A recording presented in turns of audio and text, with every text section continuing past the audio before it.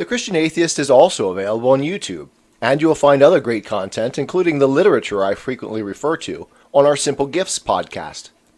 If you find our content helpful, consider supporting us through PayPal at romanschapter5@comcast.net. Welcome to No Compromise, where faith and reason fuse in conversation. So we're back, love. Another week. Another week of discussing the Supreme Court decision. Yeah. But this is going to be a little bit different. This is going to be a different take on things, because the last 2 weeks we discussed the decision as not as a moral issue. We discussed it as a legal issue, and we talked about how Roe versus Wade was a overstepping of the constitutional bounds of the judicial branch. Yes. And how the Dobbs decision put the Supreme Court back into its place. Right, its proper place in the constitutional system. Right. And put it into its place as the judicial branch and not as the legislative branch. Correct. So that was a good thing. That was a very good thing. Yes, certainly was. That was like an amazing thing. It's done great damage to the country that the court has been seen as the purveyor of rights for the American people, which has never been true. And I think we discussed how, I guess because people don't know their civics or something. Yeah, well, they've systematically dumbed us down in this country. Exactly. And it was no accident. Right. Okay, and then the second thing we talked about is how the Dobbs decision gave the issue of abortion back to the states to decide. Correct.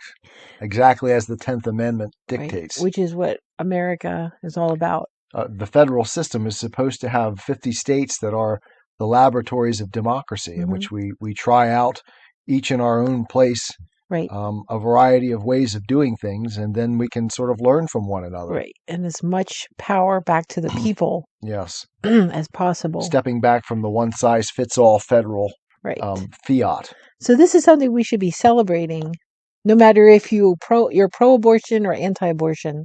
I think so. Yeah, it should be something to be celebrated. It's certainly a looking back to what the framers actually intended for our country. And this is what we tried to stress the last 2 weeks. I don't know if we got that across. Well, I think we got a lot of things across. I don't know if we got everything across that we wanted to. Okay, so this week we want to take one more week on this issue, except it's not going to be about the actual decision. This is going to be about the way things are going to be going into the future now. What trends we're seeing. Yeah. This article Jenny found while I was doing a lot of the Dobbs reading. And when she found it, she sent it over to me and we read it together. And we were, in a sense, blown away. But it picks up on a theme that we talked about last time, that there is a logic to these things. And we said that the left has this tendency to know how to start small, but build towards a conclusion that they want to go. And the logic of this situation, it's like back in Roe versus Wade in 1973, the abortion right, as it was termed, started very circumspect.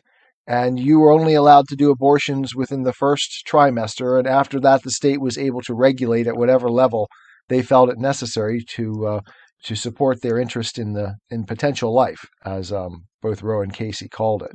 But we've seen over the years, and it's been 50 years since Roe, that they keep moving the goalpost, and it gets farther and farther and closer to the time of birth.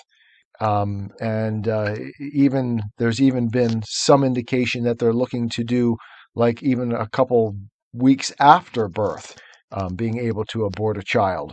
So, as we said last week, there is a logic to these things. And if we adopt the position that we can choose when life begins for the fetus, then we can choose when it doesn't. And that leads to very, very bad circumstances. And I think this article in particular gives us a really good glimpse at that logical goalpost moving. Very good. That's what I wanted to say. Okay, so the article's by Sophie Lewis. It was in The Nation. Sophie Lewis is a freelance writer. She lives in Philadelphia. She teaches courses for the Brooklyn Institute for Social Research. And her first book was Full Surrogacy Now, Feminism Against Family. And she's had essays in the New York Times, Harper's, Boston Review. Right, so this is not a marginal right, voice. The London Review of Books and Salvage.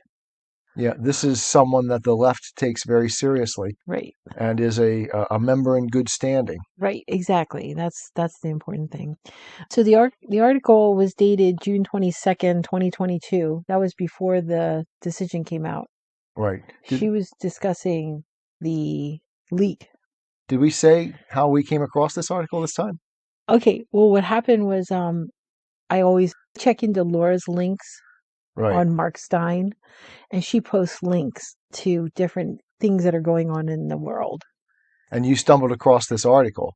Right. And while I was doing the Dobbs case, reading it onto the Christian Atheist, you found this article and sent it over to me. Right.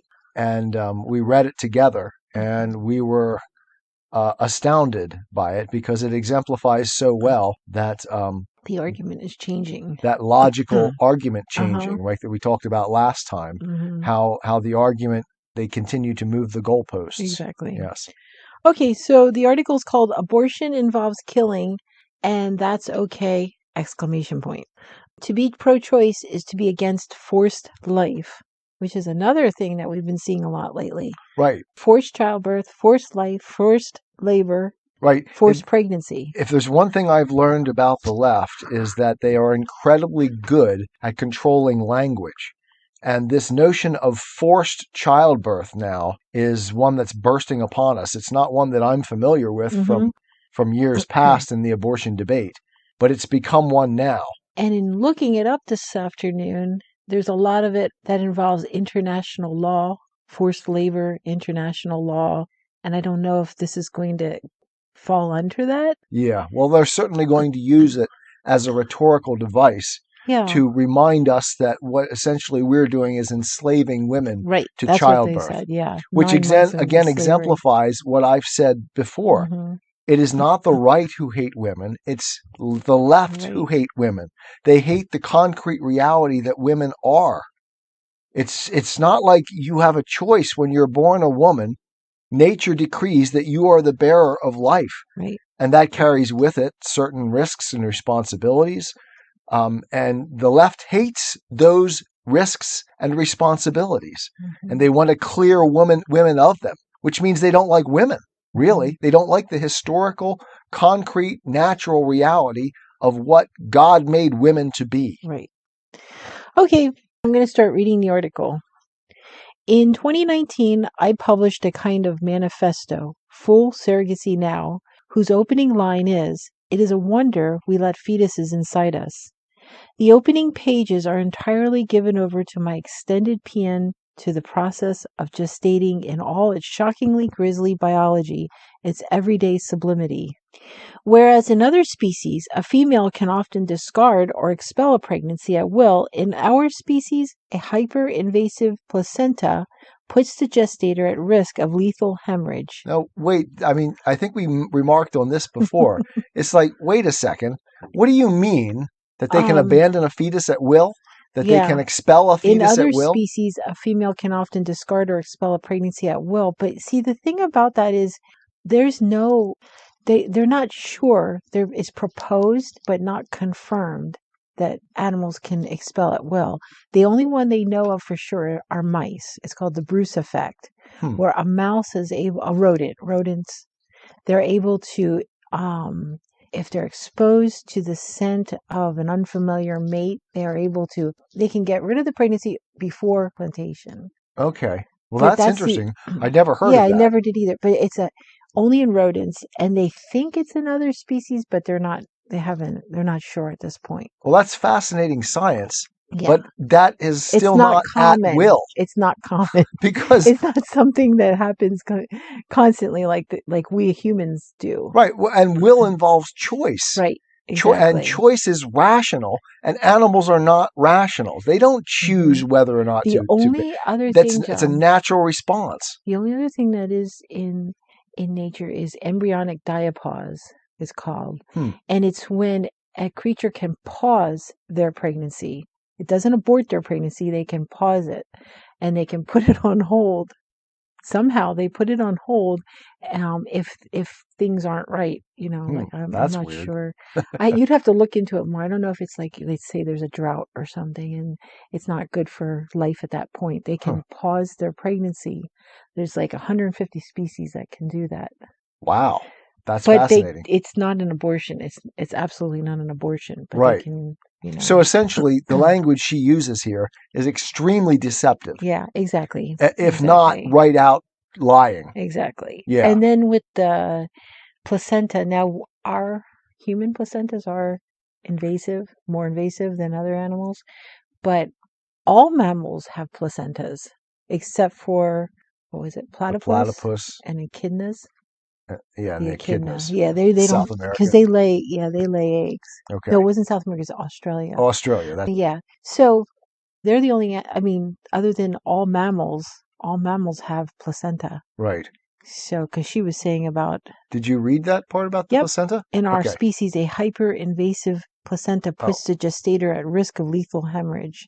Hyper-invasive placenta. In other words, what every other natural being, which goes exactly to what I was just saying, but they hate the physical reality of being a woman. Yeah. Humans do have a more invasive placenta than other animals.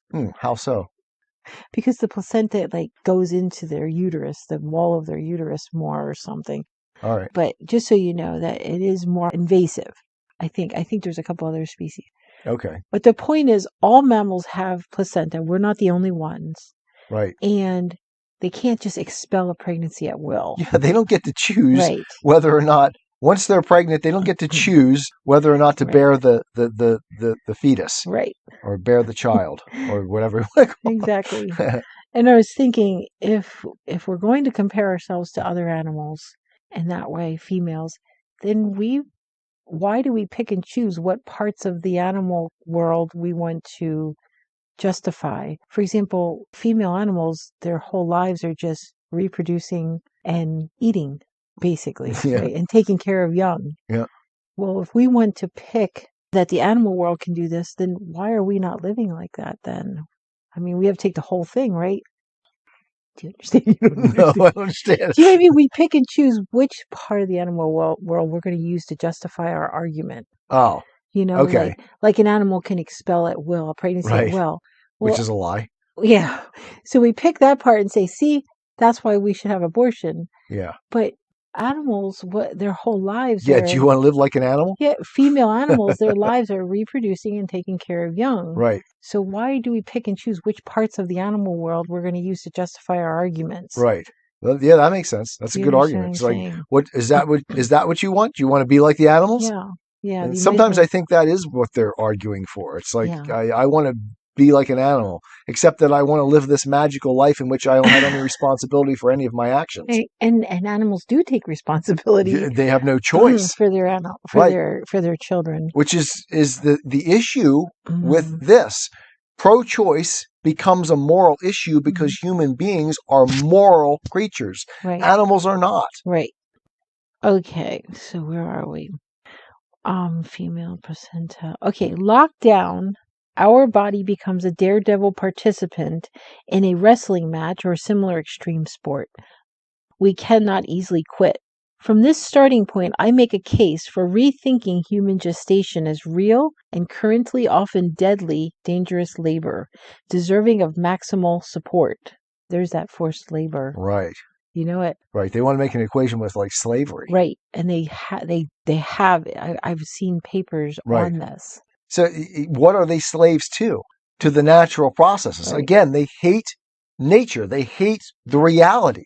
They want to live in some fantasy world in which women are something other than what they are. Right. And so, and this forced labor, this dangerous, deadly, dangerous labor is what I'm saying brings in international law then. Mm-hmm. The controversial part is that a key correlate of viewing gestating as labor is that forcing someone to gestate against their will is forced labor. Right. Okay, so I'm telling you, John, it's like paper after paper equating labor to forced labor, as in the Nazi concentration camps, Right. the forced slave labor around the world. And it's almost as if they want to use international law now to step in. Right. Oh, definitely. I don't know, but if you just do a Google search on forced childbirth, you'll see article after article Right. of equating it to forced labor. They are so good at making those equations. Yep. So what do you think that would even mean then? And this is all brand new. Yeah. So once again, they move the goalposts. If they've lost on one front, they never give up. Mm-hmm. They go back and they reframe the argument. And honestly, every argument is a lie at some level. Yeah. Just like it was a lie before when they said that abortion should be limited to that first trimester. Mm-hmm. It should be rare, but it should be safe and legal. Yeah. Okay. But that's not where it was left. Right. Because they always have an agenda beyond the immediate thing. And they're moving towards it. Right. And they keep moving that goalpost. That means that that's international law into our international law has no force, but it has an awful lot of moral force. Mm-hmm. And the people are going to do what they always do with the left. They're going to see the element of morality in the statement that they make, but they're going to see it just at that level. And the left doesn't care about the morality. They care about where it's going to take them. Right. Everything is about the end for them, not about the means. The means, whatever means are necessary, are justified by the fact that it's going to get them somewhere. Right. And sorry, folks, we're headed towards socialism. Yeah. That's where they want to take us on all of these debates. Right. On abortion, on climate change, all of these things are driven not by the facts of the situation, but by where they will take us. Right. Okay. I cut you off. You seem to be making a point. You mentioned international law. Where were you going with that? Okay, well, we've been hearing whisperings about allowing international protocols or international laws to maybe overrule our Supreme Court decisions or our Constitution, especially if say the UN members feel like human rights are being violated. Yeah, well, that's completely consonant with what we know about the left's goals. They definitely would love to turn the sovereignty of our nation over to the international courts and to international law. They resent the United States because we're conservative. Mm-hmm. So yeah, they hate that. So that makes perfect sense to me, and it's a great point. Okay, let's go back to the article. So furthermore, if the labor of pregnancy is productive of life, then interrupting that labor is, logically speaking, productive of death. Rather than shy away from this, I believe we should embrace it as part of an effort to give gestating the respect it deserves. In the intervening years since publishing my book, I have received dozens of reports of women who experienced the ideas in it as deeply salutary during pregnancy. Strangers have sent me photos of full surrogacy now, lying face down in maternity wards. By the same token, I had drawn on heterodox pregnancy memoirs to bolster my claims. Never in my life have I felt more pro-choice than when I was pregnant, Maggie Nelson had written in the Argonauts in 2015. And here, this is what Maggie Nelson said. This is quoted in the article. And never in my life have I understood more thoroughly and been more excited about a life that began at conception. Feminists may never make a bumper sticker that says it's a choice and a child, but of course that's what it is and we know it. We're not idiots. We understand the stakes. Sometimes we choose death. Harry and I sometimes joke that women should get way beyond 20 weeks, maybe even up to 2 days after birth, to decide if they want to keep the baby. And then in parentheses, joke, okay? Yeah, great joke. Yeah. And it's not a joke, folks. This was 2015. Yeah, 2015. Yeah. It's not a joke, folks. Yeah, it's reality. 7 years ago. And now That's the logic of their position. And now they're actually talking about that. Right. What, in California? Yeah. Yeah. And it's, look, this is exactly what we said it was. They're moving the goalposts, and they continue to move the goalposts. Right. And if you think this wasn't envisioned long ago, look, remember what happened in the Soviet gulags. Remember what happened in the Nazi death camps. Right. when you can choose what is human and what is not human, there are no limits to whom you can kill. Right. Because you get to decide. And this is the logic we're dealing with. And the fact that this article, they're trying to convince us that, hey, it's okay. Yeah. Wait. Let's read on. We'll see. Okay, you'll see. Before you do, let me just say that this admission, now this clear admission that she's making. What do you think? We're fools? Yeah. You think we don't understand that we're killing a child? Right. Of course we do. But we embrace that now. Exactly. That's what I'm trying. That's what this article is all about. That's what shocked me. Yeah. Yeah. And it's they would not have done this years ago if you would have talked to the people in the liberals, the left, some of whom are what Lenin would have called useful idiots. That is, they didn't know what they were doing. They actually bought the arguments. But there was still a group that knew where this was going and was perfectly all right with it and wanted it to go there. And that's where we're heading now. And we're getting to the point where we recognize those arguments were lies. Exactly. They knew all along it's a baby. Yes. That this is a living baby. Right. And don't care. Right. Continuing with the article. I agree with Nelson. There is something infantilizing about denying the fact that embryos die when we scrape them out of bodies of which they are a part. It sentimentalizes pregnant or potentially pregnant humans as fundamentally non-violent creatures to imply that we can't handle the truth about what we are up to when we opt out. Yeah, see, we always tried to point out that here's the truth. What you're doing is killing a baby. But no, that's not what we're doing. It's just a sperm and an egg. Yeah, that's what they always said. But now it's coming to this. Where, sure, we are killing a baby. Yeah, now it's okay. Yeah, it's okay. And so now think of yourself as a pro-lifer and you say to somebody, but you're killing a baby. Now they can just say, yeah, we are. We are, and that's okay. Well, we're all right with that. Listen further down. This is what... Okay. And it patronizes abortion getters to insist that we are only making a healthcare choice rather than also extinguishing a future child. In my view, recognizing that just stating manufactures a proto-person requires acknowledging that abortion kills a proto-person. A baby is completely dependent on human care in order to stay alive, but its needs could be filled by any person, whereas a fetus, a proto-person, is ineluctably dependent on specific person. Well written, huh?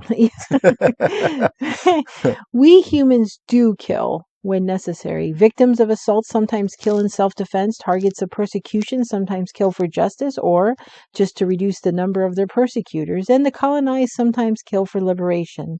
Mothers living in unspeakable conditions, including chattel slavery, have been documented to kill their children as an act of mercy. Of course, these examples are instances of necessary violence generated by the conditions for which we struggle to render extinct. When it comes to abortions, it seems possible that the conditions that necessitate them may never be wholly eliminated, even if vasectomies become generalized and perfected ectogenetic technologies become universally accessible. As long as people are performing pregnancy on this earth, they must be free to change their minds about seeing it through. Pregnancy. Performing pregnancy. I have to pause just for a second here because it is so funny to have them talk about things. And it's like, I mean, you mentioned this numerous times before. Yeah. It's like you're walking down the street and boom, you're pregnant. They never mentioned the act of becoming pregnant. Never acknowledge that there's some sense in which there's responsibility on the part of both parents. It's just so weird how it's been completely eliminated in the discussion. It's astounding how many Virgin Marys there have been. Yes. If you listen to the media, you seriously tell me where they actually talk about the act of becoming pregnant. Yeah. What leads to it? The choices that lead to it. They never, ever, it just happens by itself. Yeah, it just happens. Unless it's a rapist. Or incest. That's the only time there's somebody who is mechanically who's responsible. involved. Yeah. Okay. As long as people are performing pregnancy on this earth, they must be free to change their minds about seeing it through. The adoption industry could be revolutionized and child welfare lavishly subsidized, regardless of the available supports. No one should be pregnant involuntarily. Well, you know that nobody should be drunk involuntarily either. When you drink 3 beers or 3 shots of vodka, you should be able to choose whether or not you get drunk. Exactly. Yeah. Or anything that requires responsibility. Exactly. This is so stupid. Yes. The science of medicine dictates that when foreign organisms inhabit the human body unwelcomely, we tend to eject them. When a beloved non-human member of the family is sick and elderly, many pet owners decide not to pay for medical care and opt for euthanasia instead. It is a mark of moral seriousness to acknowledge what we're doing when we butcher a cow or put a pet to sleep, or, for that matter, euthanize a human relative.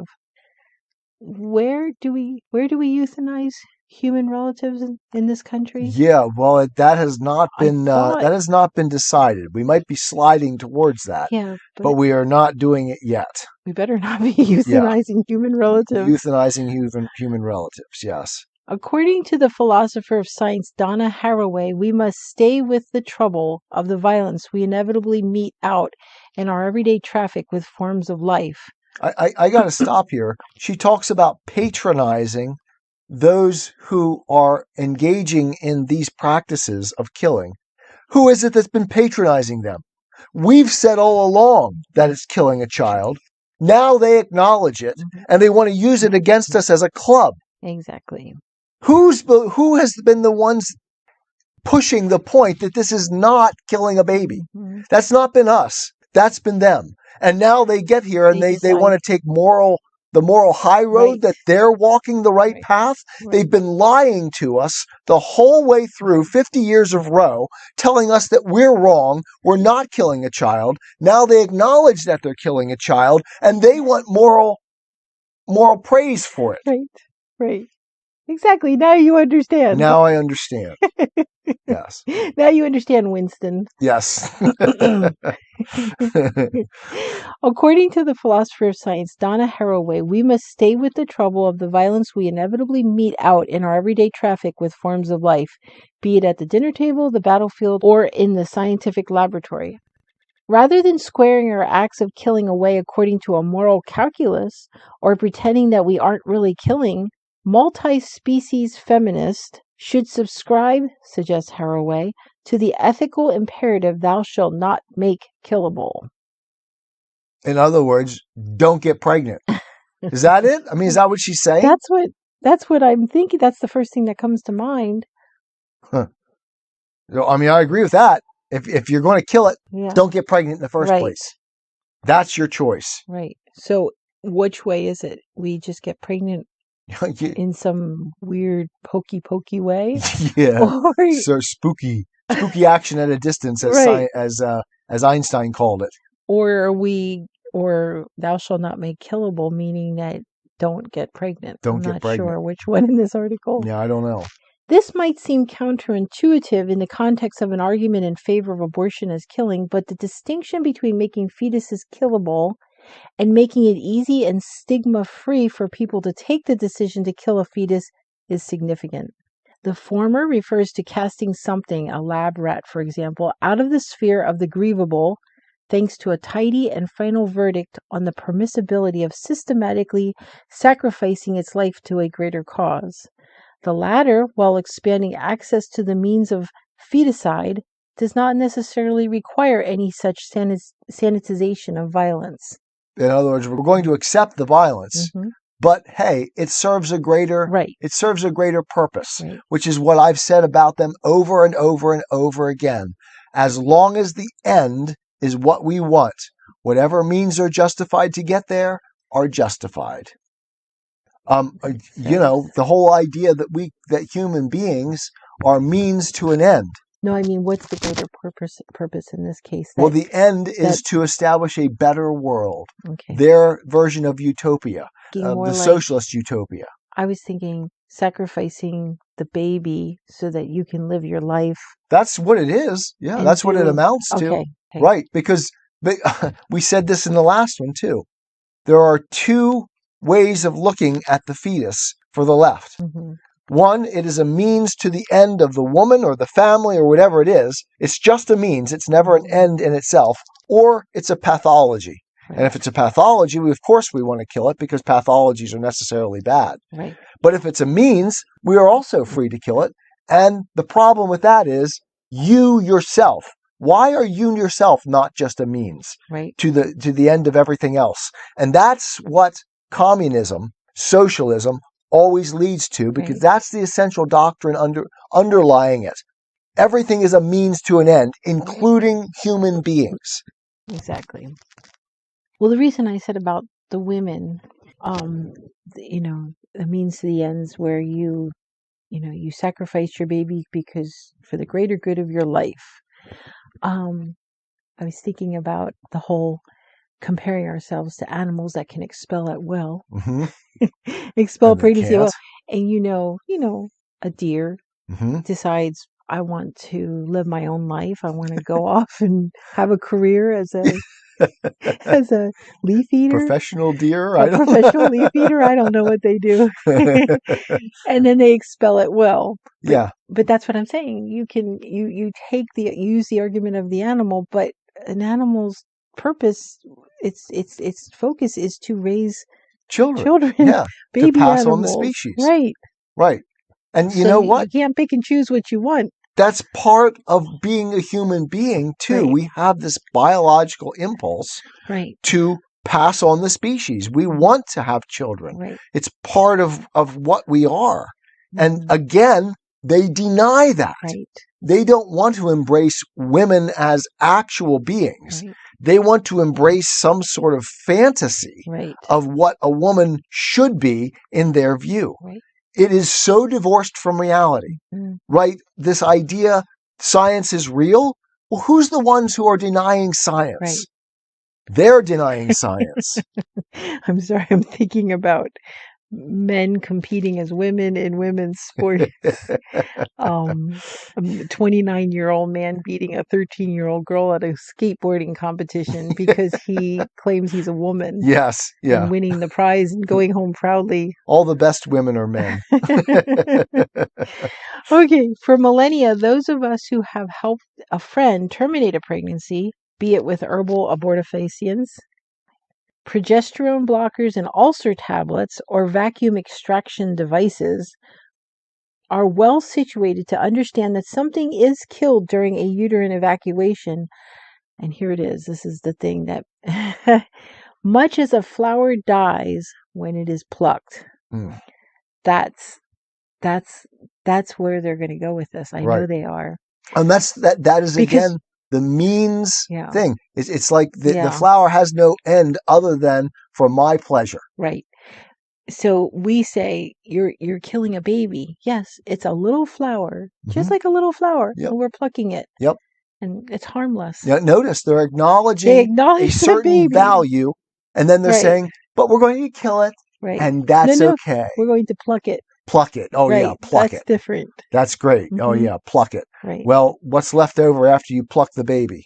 Sorry. Well, when you pluck a flower, you have a flower. You have a beautiful flower. It's still a flower until it dies. Yeah. And that image in your mind of plucking a baby, you think that's the same thing happens, and you get the image of it produces an image of beauty. Right. Well, yeah. Plucking a flower produces an image of beauty in your mind. Yeah. They're certainly using that as an image to try to sort of justify what they're doing. Right. Oh, isn't it beautiful that women have the capacity to bear children? And pluck. Boom. Right. I'll kill this flower. Right. And then we can discard it. That's not how they say it. And then we can discard it. Pluck a daisy chain. Yeah. But what's the point of acknowledging this now at a time when abortion rights are so imperiled? For one thing, it would seem hard to deny that the euphemistic, apologetic, placatory pro-choice strategy hasn't worked out thus far. That's it right there. The pro-choice. Placatory, yes. Because it's like we've been placating them. Right. We have been placating the right because they've been saying that this is a valuable life and we shouldn't kill it. Right. Well, we're acknowledging it. We kill it. And damn it, That's okay. It's okay by us. And here you go, right here. So why not risk coming out for what we actually want? Namely, abortion, a clearly documented public good. The pending Supreme Court leak thrusts us into a situation in which we have little left to lose. Rather than cleave in desperation to the rearguard missions of defending the rights to privacy rather than abortion, enshrined in Roe v. Wade, we could consider this moment a chance to reset the terms on which abortion is fought. There we go. There it is. Move the goalposts again. They have to reset it because now it's going back to the states. Yep. And it's a whole new fight now. It's a whole new arena now. And we better be ready for it because they are going to start fighting tooth and nail with everything they have, including this argument. Yes. Hey, it's our right to kill our babies. Right. Because it's forced labor. It's forced because it's forced labor. Is against it, which is in international law it's taking us back to slavery. Right. What would it mean to acknowledge that a death is involved in an abortion? Above all, it would allow for a fairer fight against the proponents of forced gestating. When pro-life forces agitate against feticide on the basis that it is killing, right here it is, pro-abortion feminists should be able to acknowledge without shame that yes, of course it is. When we withdraw from gestating, we stop the life of the product of our gestational labor. And it's a good thing we do, too, for otherwise the world would sag under the weight of forced life. It is a hard pill to swallow for a misogynist society sentimentally attached to its ideology of patriarchal motherhood. But the truth is that gestators should get to decide which bodies to give form to. This choosing is our prerogative. A desire not to be pregnant is sufficient reason in and of itself to terminate a gestatee. Gestatee, yes, there you go. I'm pregnant. I don't want to be pregnant. I'm going to kill it. And that's okay. Alice and Bambi. Alice and Bambi, yes, if you remember our analogy from last week. Right. When we force anti-abortionists to disagree explicitly with this, we bring their logic of female subordination into the open. Those with uteruses must serve patiently as the vessels through which life passes. We lay bare the calculus at the heart of their worldview, which they only sometimes spell out in so many words, as does the Mississippi pro-life leader Barbara Beaver, and this is what Barbara Beaver says: mothers should die for their babies, not the other way around. Yeah, what a horrible thing to think that we human beings ought to be willing to give our lives for those who are innocent and who have a chance at life beyond ourselves. What an unbelievable thing. And if you've ever wondered, folks, whether or not they are on board with Christianity, there you go. This is their essential hatred of the Christian message. Giving your life for another is stupid, irrational, and counterproductive. You're an idiot for thinking that your child is more valuable than yourself. That you should be given your life for someone else. Greater love hath no man than this, that a man lay down his life for his friends. Know who your enemies are, folks, because they're out of the closet now. They're recognizing, they're actually declaring who they are. And we need to know it, and we need to stop compromising with them. I was looking at I saw an article headline today. It says, woke churches label pro-life movement a demonic agenda.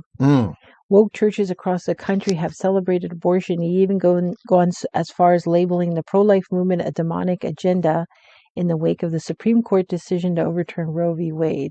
There you go. Right. Evil for good, light for darkness. Okay, so yeah, we're seeing it even in the churches. Absolutely. Even in different denominations. Women are human and as such can never be as innocent as the unborn. But innocence, as we see every time a police victim is described as no angel by the press, is a fundamentally inhumane category in politics deriving from the most punitive interpretations of Christianity. According to this imaginary non-innocence is the core characteristic of everything fallen, which is to say everything that has ever lived. That's why the ghoulish natalism of those lobbying to give embryos the rights of patients and persons in law is in the end an anti-life position. It cares solely for the quantitative rather than the qualitative dimensions of life, chasing life in the abstract and missing everything that matters about life as it is actually lived, life in particular. It amazes me how they have demonized pro-life. Right. Oh, yeah. That's exactly what I wanted to say. Uh-huh. That the idea that we are, you see how they turn language and they turn it around on us. Right. And they do this over and over and over again. That's what amazes me. Well, we talked about changing good for evil. That's exactly what they're doing here. It's like, we are pro-life. No, you're pro-death. We're pro-life. Mm-hmm. They want to kill babies. They're acknowledging that here and now in this article. And they're pro-life. We are pro-death. Right. Because we are advocating for the life of the child. Double speak, folks. Right. Do you remember what we talked about in the Christian Atheist when I asked the question, are we living in George Orwell's 1984? Maybe not quite yet, but we sure as heck. Yeah, sure as heck are skirting the edges of it. If this is doublespeak in its most full form, right? They're pro-life when they want to be able to kill babies in the womb. Right. You know that statistically, the most dangerous place for a child in America is the womb. Mm-hmm. I am not well learned about Nazi Germany and what society was like at that time in Germany at the time. But what kind of conversations like this were they having about the Jews, discussing whether they were humans and justifying themselves and using this kind of an argument? Well, you can imagine. I don't know. I'm just saying. Within groups of people, what were they saying at that time? Yeah, I mean, you can even imagine the Nazis saying, like, I don't care if they're human. Right. They're vermin. Right. They're human vermin. And we can kill them at will. Saying, Much we're like killing the kulaks we're killing the Jews and Russia. It's okay. Yes. We're killing people we don't like and it's okay. And it's okay. But I mean, we don't know for sure if they were saying these things or what kind of discussions they were having. I don't know because I haven't studied it enough. But as humans, you figure that people had to have been having these discussions at that time about what was going on. Basic logic. Right. It follows the same. And this socialist Hegelian logic always leads to the same position. We're not crossing new ground here, folks. This is exactly the same logic that we've been dealing with from Hegel through Marx, through all of the Soviets and the Maoists in China. And now we're adopting it here in our country. Right. Unless we get a hold of it, we are going to be running the same road that the 20th century ran. And I don't have much hope if we don't get a hold of it. Right. And that's why I said last time that the Dobbs decision is for me one of the greatest moments of hope in my lifetime that we could perhaps turn this around. Right. Okay, back to the article. Fetishizing newness and sentimentalizing helplessness, pro-lifers pit themselves ruthlessly against the overwhelming majority of human life in particular. In their minds, fetuses deserve every protection, while we actually existing human beings belong to a completely different species. We are on our own, self-responsible, fatally compromised because enfleshed. Yes. Yes. That's what it is to be a human being, to be responsible for oneself. Yes, that's exactly right. Horror of horrors. You have to take responsibility for your own life for killing your baby. There's a multitude of things all the time coming at us. Yes. It's not just when we suddenly become pregnant out of the blue. Yeah, human life is difficult. We're not arguing that. That's certainly the case. Anti-abortionists routinely sacrifice the health and happiness of actual persons in defense of the forced survival of potential ones. It is high time we went on the offensive against their sickening, sacrificial version of vitalism. Mm-hmm. Ours is the mature pro-life politics. Yes, there they go again. They're taking Reversing they're it. taking They're it. pro-life. Yeah, they're taking it. I don't want to live in a world that valorizes life for its own sake. I want to live in a world that prioritizes the life chosen and wanted. Ooh, discrimination. I thought discrimination was a bad term. Exactly. Here's the fact, folks. People, there are no terms with them that have fixed meanings. Mm-hmm. The only meanings they have are meanings that get them to the end that they desire. People's lives are worth more than fetuses' lives. And that is the article. Well, that was a real treat, wasn't it? Mm-hmm. It certainly was eye-opening. Eye-opening. And it helps us to see where the fight's going and where the argument's going and where the logic is going. Yes.